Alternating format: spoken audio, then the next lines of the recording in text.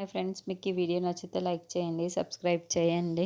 మిత్ర గార్డెన్లో నిల్చొని ఉంటే అప్పుడే లక్ష్మి మిత్ర దగ్గరికి వచ్చి కొంచెం రిక్వెస్టింగ్గా, మిత్ర గారు మీరు ఈ ఊరిలో ఉన్నంతసేపు నాతో కొంచెం ప్రేమగా నడుచుకుంటే చాలండి, మా వాళ్ళ కోసం అని లక్ష్మి రిక్వెస్ట్ చేస్తూ అడుగుతూ ఉంటుంది.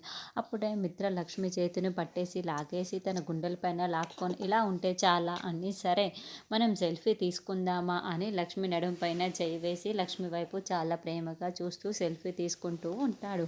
అప్పుడే తాతయ్య అక్కడికి వచ్చి క్షమించండి బాబు అని చెప్తూ ఉంటే లక్ష్మి ఒక్కసారిగా మిత్రని హగ్ చేసుకుంటూ దూరంగా నిల్చొని ఉంటుంది. అయ్యో పర్వాలేదండి మిత్ర అంటాడు. అల్లుడు గారిని బయట నిలబెట్టావేంటమ్మా?